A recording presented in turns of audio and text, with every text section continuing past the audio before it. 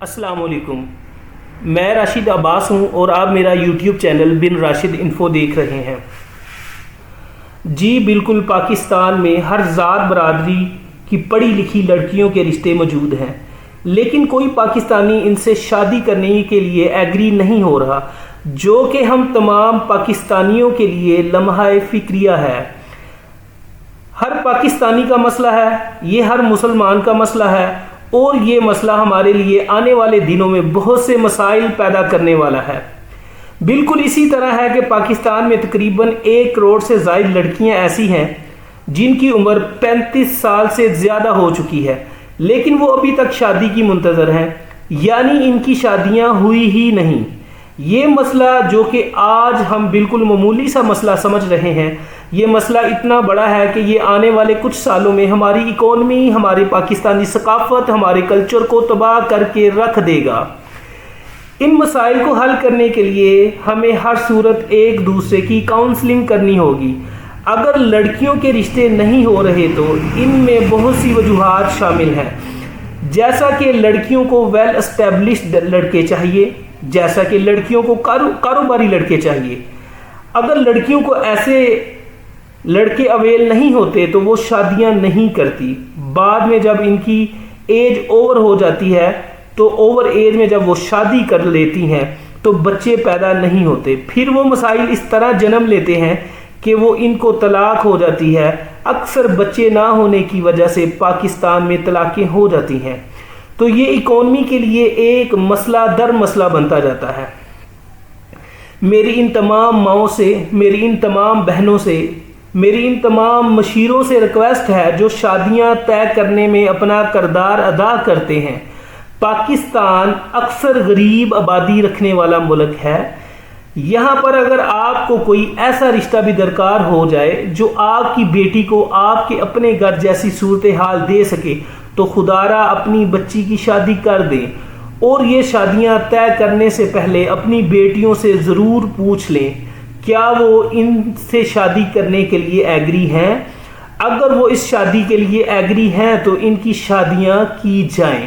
اگر بچیاں ایگری نہیں ہیں یا وہ کسی اور کو پسند کرتی ہیں تو یہ ایک بہت اہم مسئلہ ہے۔ لڑکیاں اکثر کسی کو پسند کر رہی ہوتی ہیں، ماں باپ ان کی شادیاں کہیں اور کر دیتے ہیں، تو خدا را یہ والا کام سب سے پہلے اپنی بچی سے پوچھیں اور اس کی پسند کی شادی کریں، تاکہ آنے والے وقت میں یہ شادی شدہ جوڑا ایک صحت مند معاشرے کی بنیاد رکھے، نہ کہ ایک دوسرے پہ مختلف قسم کے الزام لگا کر طلاق کا سبب بنے۔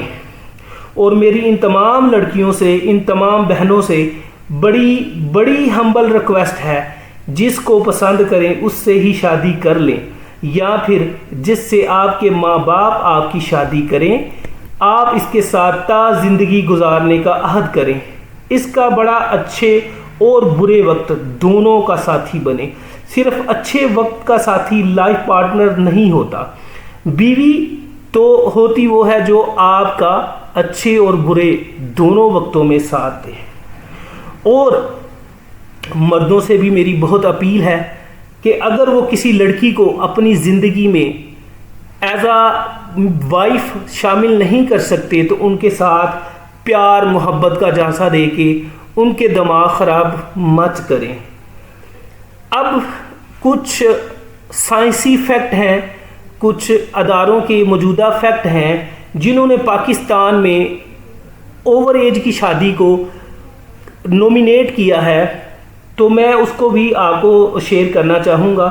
1980 کی دہائی کے وسط سے مشرقی اور جنوب مشرقی ایشیا کے مختلف ممالک میں پہلی شادی کی اوسط عمر بڑھ کر تقریباً 25 سال ہو گئی ہے۔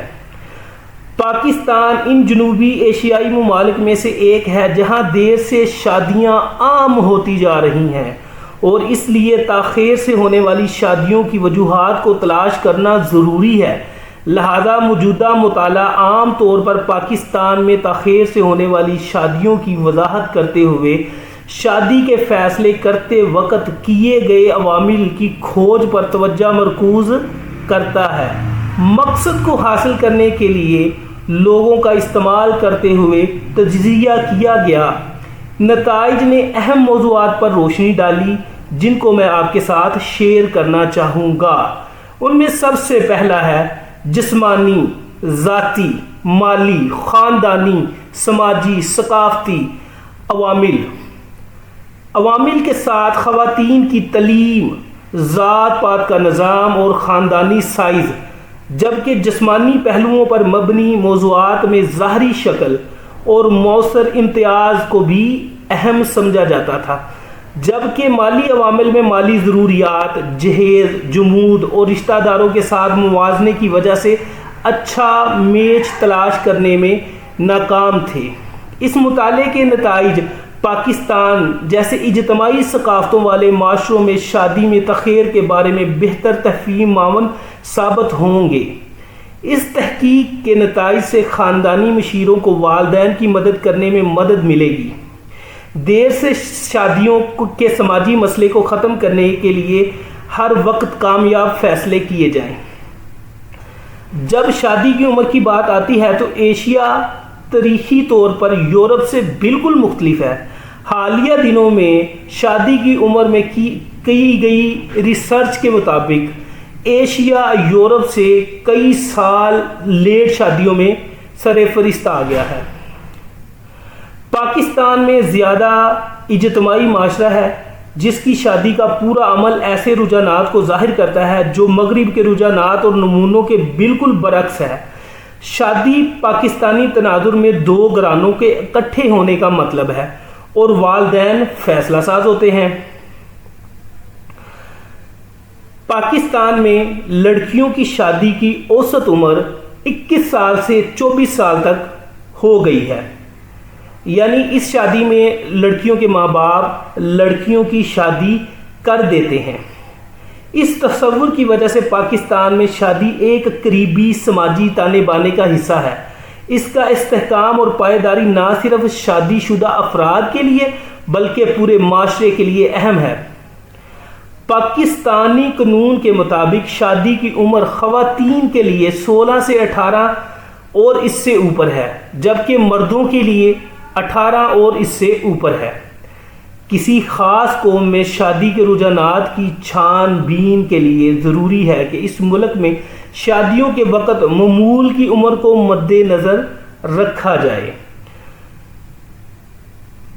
یہ کارآمد عناصر تعلیم، پیشہ، معاشی حیثیت، ساتھی کی ترجیحات، مذہب وغیرہ ساری چیزوں کو مد نظر رکھا جاتا ہے۔ بہرحال ان شادیوں کے پس پردہ عوامل کی تحقیق کی ضرورت خاص طور پر ہماری ثقافت میں ایک ترجیح بنی ہوئی ہے۔ ترتیب شدہ شادیوں کی خاص طور پر والدین کی طرف سے حوصلہ افزائی کی جاتی ہے اور خود جوڑوں کی طرف سے انتظامات کو ترجیح دی جاتی ہے۔ پاکستانی معاشرے میں طے شدہ شادیاں اب بھی رائج ہیں اور یہ اس بات کی وضاحت کر سکتی ہیں کہ والدین اپنے بیٹوں بیٹیوں کی شادیوں کے لیے فیصلہ سازی کے عمل میں اہم کردار ادا کرتے ہیں۔ لہٰذا تمام پیرنٹ سے، تمام والدین سے جو اپنے بچوں کی شادیاں کرتے ہیں، جو اپنے بچوں کی شادیاں کرنا چاہ رہے ہیں، ان سے میری تہہ دل سے، درد دل سے اپیل ہے کہ یہ آج کی ویڈیو میں نے جسٹ اس لیے بنائی ہے کہ جو پاکستانی لیٹ شادیوں کے رجحانات کی رپورٹ انٹرنیشنل اور نیشنل اداروں نے شائع کی، اس کے مطابق اگر 35 سال پلس ایج کی 1 کروڑ لڑکیاں شادی نہیں ہوئی تو یہ ایک بہت بڑا مسئلہ ہے۔ والدین شادی کرتے وقت ہمارے پیارے نبی حضرت محمد صلی اللہ علیہ وآلہ وسلم کی سنت کو فالو کریں، اللہ کے احکام کو مانتے ہوئے دیکھتے ہوئے اپنے بچوں کی شادیاں کریں۔ دیکھیں، یہ مسئلہ ایک معمولی مسئلہ نہیں ہے۔ یہ لڑکیاں جن کی شادیاں نہیں ہوتی، جن کی شادیاں لیٹ ہوتی ہیں، اللہ نہ کرے جب ان کے پیرنٹس اس دنیا سے چلے جاتے ہیں، وہ کنواری لڑکیاں بھائیوں کے لیے ایک بوجھ بن جاتی ہیں۔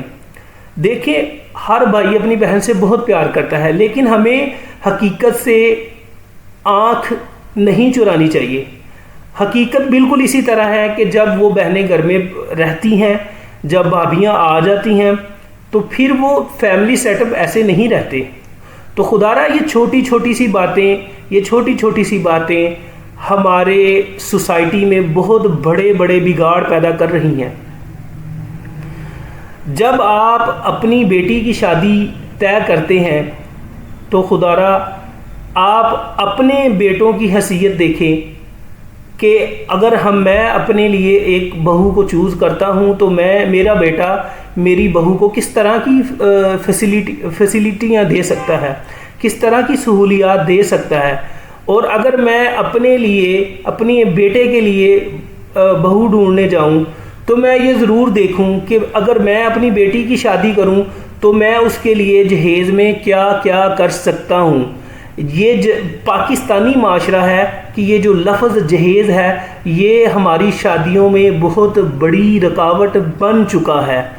خدا را آپ تمام لوگوں سے میری ریکویسٹ ہے، آپ تمام لوگوں سے میں تہہ دل سے اپیل کرتا ہوں کہ اپنے بچوں کی شادیاں قرآن و سنت کے مطابق کریں، اپنے بچوں کی شادیاں ہر طرح سے نبی پاک صلی اللہ علیہ وآلہ وسلم کے حکم کے مطابق ان کی سنت کو ادا کرتے ہوئے اپنے بچوں کی شادیاں کریں۔